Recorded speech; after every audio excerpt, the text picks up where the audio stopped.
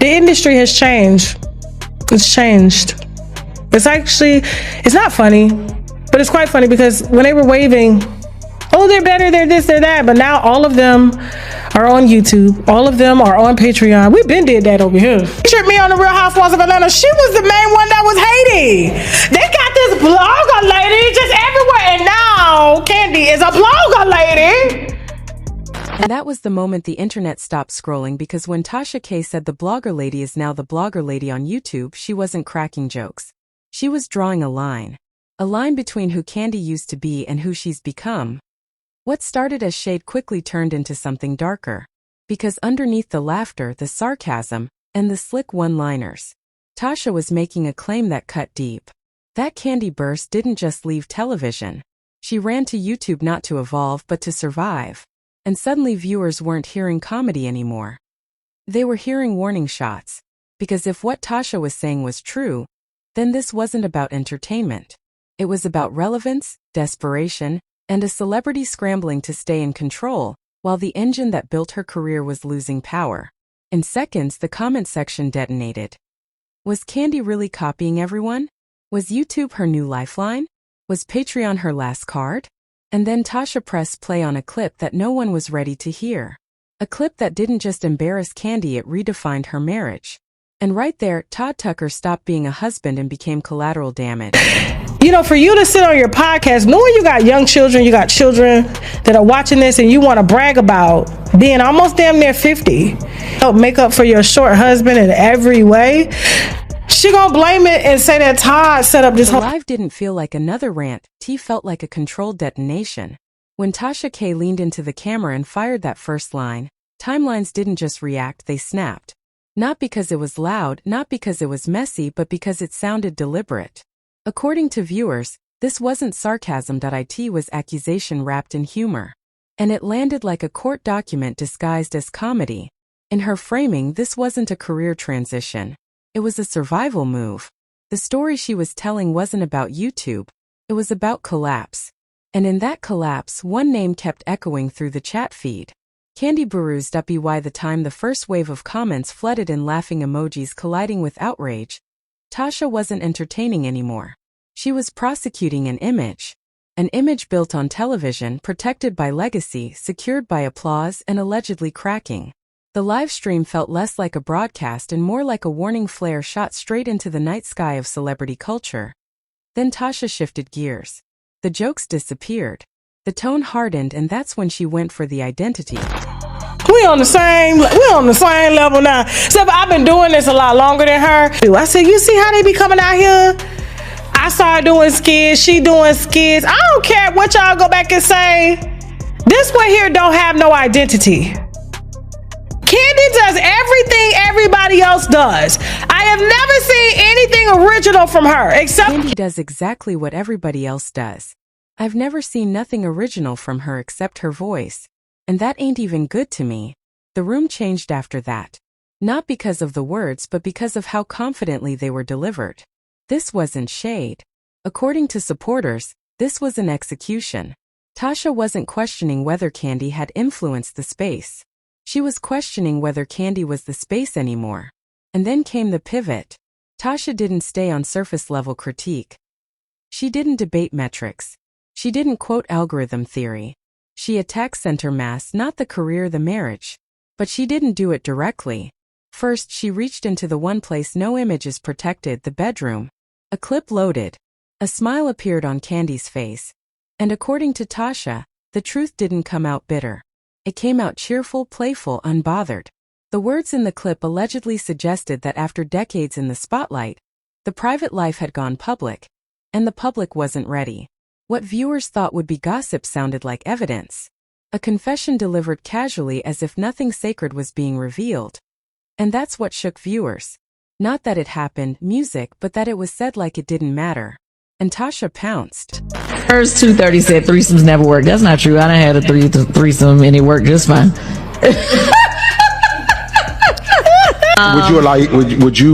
Would you think that stepping outside the threesome? Hell yeah, that's cheating. Okay, so That's you answered the question. She said without telling him.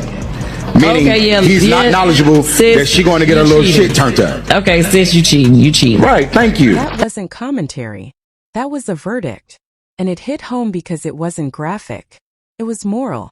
In one sentence, Tasha reframed the narrative. This wasn't about open-minded. It was about conflict between consent and secrecy. And suddenly, the entire marriage felt unstable, not as a rumor, but as a system under strain. The clip replayed and viewers didn't hear fun anymore. They heard fracture lines, they heard tension dressed as laughter. They heard a house trying to hold itself together with vibes and denial. And the audience leaned forward because Tasha wasn't done. Then came the bombshell. Not whispered, not teased, dropped. According to Tasha, Todd Tucker wasn't living in a marriage anymore. He was living inside a triangle. Not a metaphorical one, a literal one. She claimed there was a third presence between the two. A woman who didn't hover at the edges of the story, but walked straight through the center of it. A woman who wasn't passing through, but allegedly staying. Not rumor, not theory, but according to Tasha, routine trips, family presence, and a title suspiciously heavier than girlfriend. Tasha didn't just say the word, she redefined it: wife, not legally, functionally, a word that landed like a brick because it suggested something more dangerous than scandal. It suggested system failure. According to the framing, this wasn't a crack in the marriage. It was a redesign and Todd didn't get a vote. Then the live stream went silent for half a second and Tasha turned on him. Not cruelly, clinically. She painted him as a man no longer fighting, just existing. A partner swallowing contradictions. Rules written in someone else's handwriting. A husband caught inside a spotlight not his own. Blinking in a marriage that didn't feel like home anymore. She didn't say he was weak. She implied he was exhausted. The internet read between the lines. Then came the bigger accusation, not about love, not about sex, not about loyalty, about image. Because Tasha wasn't saying Kandi lost herself in passion. She was saying Kandi lost herself in performance, that her personal life became promotional content, that intimacy became marketing and marital tension became clickable, and now revenue strategy. She accused Kandi of turning every dimension of her life into an offering. Voice, face, marital status, bedroom, all converted into content and script and headlines and monthly subscription. And what once felt like access now looked like exposure. Tasha said it plainly. If the cameras didn't sell it, Patreon would. And if television wouldn't touch it, YouTube would. And if privacy resisted, monetization would break it. And in that framing, the divorce stopped looking emotional. It started looking inevitable, not dramatic, logical. Then she reached the trigger. The line that cut through the commentary and became prophecy. Todd, according to Tasha, was done. Not angry, resigned. A man no longer negotiating. Just quietly ejecting from a marriage he didn't recognize. From a home that didn't feel private. From a spotlight that swallowed him whole. Tasha didn't say he was leaving. She said he was already gone. Spiritually, emotionally, functionally, and the stream ignited. Not because of what was said, but because of how closely it matched what fans already felt long before it was spoken. Then Tasha leaned in, eyes sharp, voice lowered, and delivered the closing blow. She didn't threaten. She warned that this wasn't the fallout. This was the beginning. That losing a husband would not be the finish line. It would be the first domino. Because when your life becomes content, it doesn't stop collapsing at the door of your marriage. Keeps going. Reputation, legacy, influence, silence, everything. And the final line cut the sound from the room. Not with volume, with finality. She told Kandi she didn't fall. She didn't descend.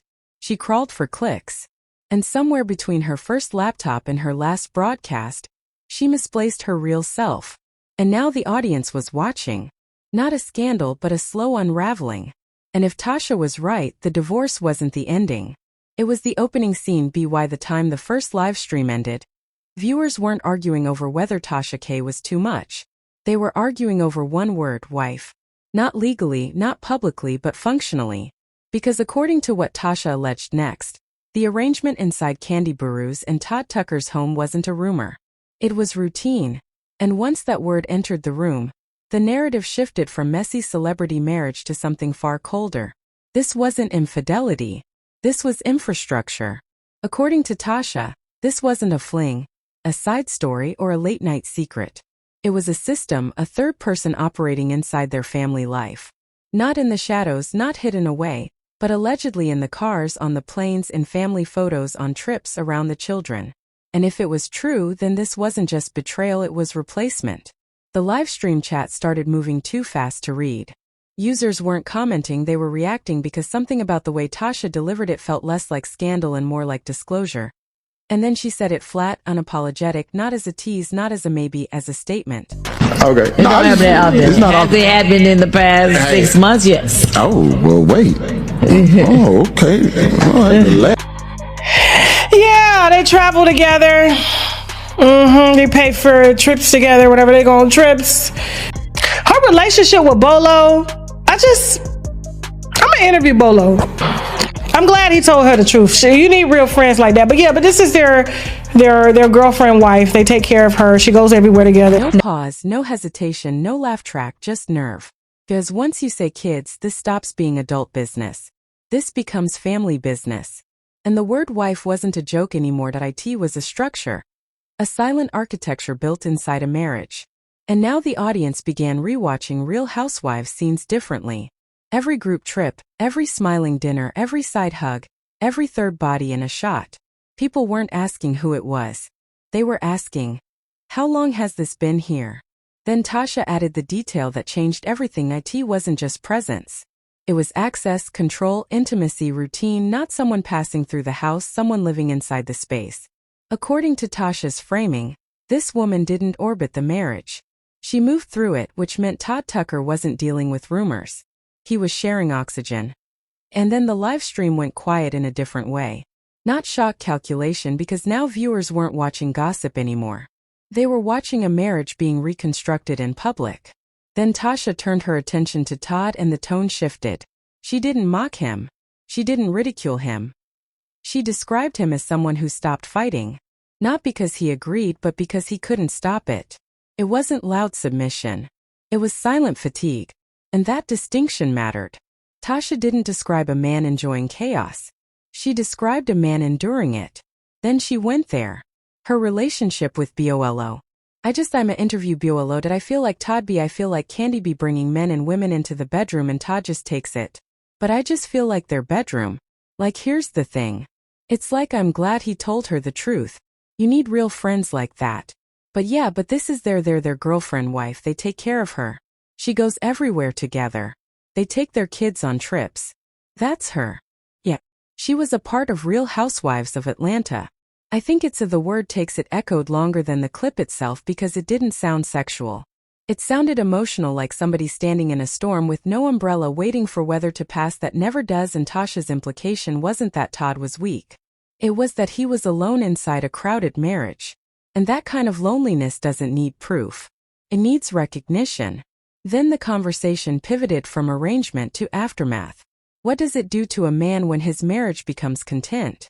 When his home becomes a set? When privacy becomes a public subscription? According to Tasha, Todd wasn't failing at the marriage. The marriage was failing him. Not in dramatic shouting scenes, but quietly through decisions made without him, through rules not written by him, through promises not explained to him, through additions not chosen by him. And now allegedly, the exit wasn't explosive. It was inevitable. The audience leaned back because this didn't feel like oops. It felt like pressure that built until structure collapsed. Then Tasha drew the line. Not between the girlfriend and the wife, between the wife and the brand. She reframed everything. This wasn't about love. It was about monetization. According to her narrative, Kandi stopped living privately because privacy didn't pay fast enough anymore. And if reality TV had slowed down, then reality had to open itself up wider. Bedroom, marriage, conflict, third parties, all of it turned into content cut into pieces. Posted, branded, promoted, subscribed. And when that happens long enough, according to Tasha's warning, the marriage doesn't break. It gets auctioned. Todd's role in her frame wasn't partner anymore. It was prop. And nobody wants to be a husband inside a circus they didn't create. Then came the quietest line of the night. No shouting, no laughing, no sarcasm, just truth delivered cold. Todd was tired, not of Kandi, of the life around her, of the cameras that never switched off, of the circus that never packed up, of being married to a woman who lives for clicks, of watching his home become a headline. And that fatigue, according to Tasha, was the real filing, not a court date, a breaking point. Online, the reaction turned from gossip to diagnosis. Fans pulled receipts, old interviews, strange facial expressions, uncomfortable silence on camera. Moments that had once been brushed off as awkward now looked like warning signs. People didn't argue if Todd would leave. They argued how long he'd been emotionally gone. Then Tasha did something strange. She didn't celebrate. She condemned. Not Todd. The system. She framed influence as illness, attention as addiction, clicks as corruption, and warned that when money replaces meaning, everything eventually rots from the inside, including marriage. Finally, she delivered the scariest insight of the night. That Todd and Kandi's possible divorce wasn't an explosion. It was erosion. Years of gravity doing its work silently. And when the break happens, it won't feel sudden, it will feel overdue. Because cracks don't start at court. They start in bedrooms, in silence, in decisions made without you, in seats that go empty emotionally long before they go empty physically. And Tasha ended not with a roast, but with a prophecy that Kandi didn't fall. She transformed into someone who didn't recognize where entertainment ends and life begins. And Todd, he didn't lose a wife. He lost the version of her that didn't need an audience, and once that version disappears, the marriage follows. Then the screen went dark, no outro music, no laughter, no jokes, just a feeling that something real had slipped out accidentally on purpose. And the audience knew this story doesn't end in silence. It ends in filings, distance, damage, and receipts yet to surface. They were asking why everyone went quiet. Because after Tasha K finished, something didn't follow. No denial, no lawsuit, no emergency press tour, no teary live, no carefully edited statement, just silence. And in celebrity culture, silence doesn't mean peace. It means negotiation. Within hours, Kandi's name stopped trending for jokes and started trending for questions. Why wasn't she responding? Why wasn't Todd posting? Why weren't the blogs pushing back? Why wasn't Bravo doing damage control? According to online observers, this wasn't confusion. This was containment. Because when damage control doesn't go public, it goes private. Lawyers don't tweet. PR teams don't live stream. Crisis managers don't subtweet. They meet. And insiders say that's exactly what started happening quietly behind locked doors. Not to clap back, but to calculate. Because once the word wife entered the conversation, this stopped being messy. It became dangerous. Statements weren't issued because statements lock you into positions, and positions create records which create consequences. So instead, the machine did what it always does best when the story is bigger than the image. It paused. And in that pause, the audience filled in the blanks themselves. Fans began dissecting old interviews like court transcripts, sudden changes in Todd's tone, moments where Kandi corrected him on camera, times he looked elsewhere when she spoke, scenes where tension blinked between smiles, moments that had once looked like marriage strain now looked like exit planning.